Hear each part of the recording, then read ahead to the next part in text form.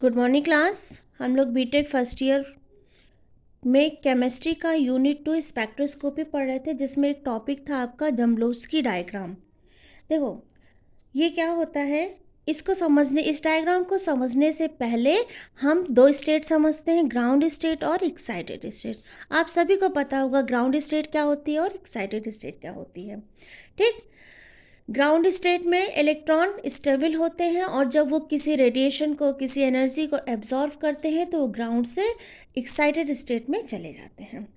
तो सपोज कोई दो इलेक्ट्रॉन है, ये ग्राउंड स्टेट में है, केस 1 समझते हैं। ठीक है, तो जैसे ही ये किसी रेडिएशन को एब्जॉर्व करेगा, अगर इलेक्ट्रॉन, यहाँ पे इलेक्ट्रॉन की स्पिन क्या है, क्लॉकवाइज है, और ये जब ग्राउंड स्टेट से एक्साइटेड स्टेट में जाए, ये आपका कौन सा है, एक्साइटेड स्टेट है, और ये जब ग्राउंड स्टेट है। जब कोई इलेक्ट्रॉन ग्राउंड स्टेट से एक्साइटेड स्टेट में जाए और उसकी स्पिन चेंज हो जाए, तो वहाँ पे जो टोटल स्पिन है वो क्या हो जाएगी, ये प्लस हाफ थी और ऊपर जाने पे स्पिन चेंज हुई थी, माइनस हाफ हो गई, तो इसका जो सम आएगा वो कितना आएगा, 0 आ जाएगा। और अगर हम इसको स्पिन मल्टीप्लिसिटी के फॉर्मूले में रखेंगे 2s+1, एस की वैल्यू क्या आई है, 0। अगर हम यहाँ पे 0 रखते हैं तो स्पिन मल्टीप्लिसिटी क्या आएगी, 1। इसका मतलब this state is called as singlet excited state. अब दूसरा केस क्या हो सकता है, मान लो इलेक्ट्रॉन अपने ग्राउंड स्टेट में है, जैसे ही इसने किसी रेडिएशन को, किसी एनर्जी को, किसी लाइट को एब्जॉर्व किया, तो वो ग्राउंड स्टेट से जब एक्साइटेड स्टेट में जाए तो अपने स्पिन को चेंज ना करे। जब स्पिन को चेंज नहीं करेगा तो स्पिन का अगर हम सम निकालेंगे तो ये भी प्लस हाफ है और ये भी प्लस हाफ है, प्लस हाफ कितना हो जाएगा, 1। और जब इसको हम स्पिन मल्टीप्लिसिटी निकालेंगे 2s+1 के फॉर्मूले में रखेंगे, तो यहाँ पे s की वैल्यू 1 रखने पे इसकी मल्टीप्लिसिटी, स्पिन मल्टीप्लिसिटी कितनी आई, 3। तो this state is called triplet excited state. मतलब कि जब कोई इलेक्ट्रॉन ग्राउंड स्टेट से एक्साइटेड स्टेट में जाएगा तो दो केस होगा।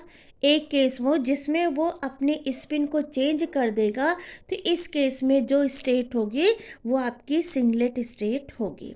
लेकिन अगर वो अपनी स्पिन को चेंज नहीं करता है तो वो जो स्टेट कहलाएगी हमारी ट्रिपलेट स्टेट कहलाएगी। अब हम देखते हैं डम्बलोव्स्की डायग्राम। देखो बेटा, इसमें कुछ टर्म्स हैं, एक है आपका ISC और एक है आपका IC। ISC का फुल फॉर्म होता है इंटर सिस्टम क्रॉसिंग और IC का फॉर्म होता है इंटरनल कन्वर्जन। क्लियर? सपोज कोई मॉलिक्यूल है, वो अपनी ग्राउंड स्टेट में है। ठीक है, अभी मैंने आपको बताया कि इलेक्ट्रॉन जब ग्राउंड से एक्साइटेड स्टेट में जाते हैं तो दो स्टेट शो करते हैं, या तो वो सिंगलेट स्टेट शो करें या वो ट्रिपलेट स्टेट शो करें।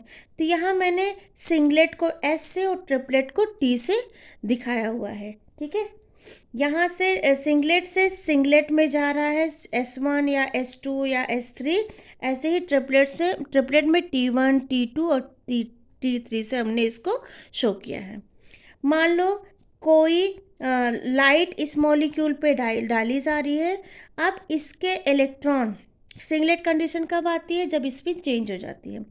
जैसे ही मॉलिक्यूल Hmu मतलब लाइट को एब्जॉर्व करता है तो वो अपनी ग्राउंड स्टेट से S1 एक्साइटेड स्टेट में चला जाता है, सिंगलेट एक्साइटेड स्टेट में चला जाता है, जिसको मैंने S1 से डिनोट किया है। ये आपका S2 में भी जा सकता है और S3 में भी जा सकता है।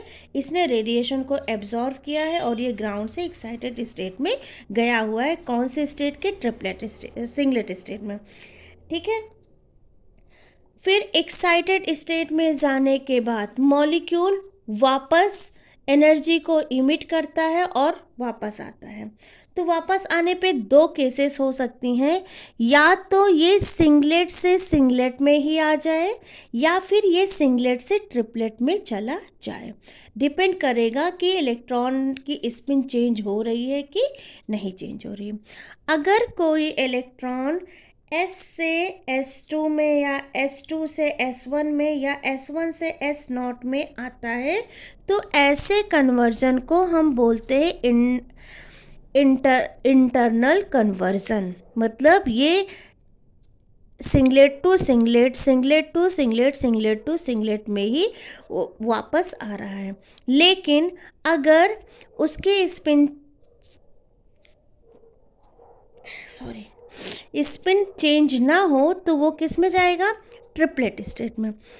तो यहाँ पे हम क्या बोल सकते हैं कि यहाँ S1 से वो T3 में, या फिर S2 से वो T2 में, या फिर S1 से वो T1 में, या फिर T1 से S0 में चला जाए। ठीक है, तो सिंगलेट टू सिंगलेट अगर वापस आ रहा है तो इसको हम बोलते हैं इंटरनल कन्वर्जन, और अगर सिंगलेट टू ट्रिपलेट में जा रहा है तो इसको बोलेंगे हम इंटर सिस्टम क्रॉसिंग। अगर कोई इलेक्ट्रॉन आपका S1 से S0 मतलब सिंगलेट 1 से सिंगलेट ग्राउंड स्टेट में आ रहा है तो उसको हम बोलते हैं फ्लोरोसेंस। और अगर वो ट्रिपलेट से सिंगलेट में आ रहा है तो उसको हम बोलते हैं फॉस्फोरोसेंस। समझ में आया? फ्लोरोसेंस कब होता है, फॉस्फोरोसेंस कब होता है? जब ट्रांजिशन सिंगलेट टू सिंगलेट में हो, मतलब S1 से S0 में। ये एक्साइटेड स्टेट है और ये ग्राउंड स्टेट है। ऐसे फॉस्फोरोसेंस कब आएगा? जब एक्साइटेड ट्रिपलेट स्टेट से ट्रांजिशन किस में हो? ग्राउंड सिंगलेट स्टेट में। तो यहाँ पे जो कंडीशन होगी वो आपकी क्या कहलाएगी? फॉस्फोरोसेंस। अब इसमें अगर हम फिजिकल प्रोसेस की बात करें तो ये दो तरह के होते हैं। एक होता है रेडिएटिव और दूसरा होता है नॉन रेडिएटिव। रेडिएटिव में मैंने आपको बताया जिसमें रेडिएशन क्या हो रही है? इमिट हो रही है, रेडिएशन निकल रही है। तो फ्लोरोसेंस के एग्जाम्पल में मैंने बताया था सिंगलेट एक्साइटेड स्टेट S1 से वो सिंगलेट ग्राउंड स्टेट S0 में जा रहा है, तो यहाँ कुछ वो रेडिएशन को क्या करेगा? इमिट करेगा। और ये जो इससे इसमें कन्वर्जन हो रहा है, इसमें जो टाइम टेकिंग है वो 10⁻⁻8 सेकेंड है। ठीक है, ऐसे ही जो फॉस्फोरोसेंस है उसमें क्या हो रहा है? ट्रिपलेट टू वो सिंगलेट ग्राउंड स्टेट में जा रहा है, मतलब T1 से S0 में जा रहा है और यहाँ भी कुछ रेडिएशन वो निकाल रहा है। इसमें टाइम थोड़ा ज़्यादा लगेगा क्योंकि ये क्रॉस सिस्टम है, एक स्टेट से दूसरे स्टेट में जा रहा है, तो इसका जो टाइम ड्यूरेशन होगा वो होगा 10⁻³ सेकेंड।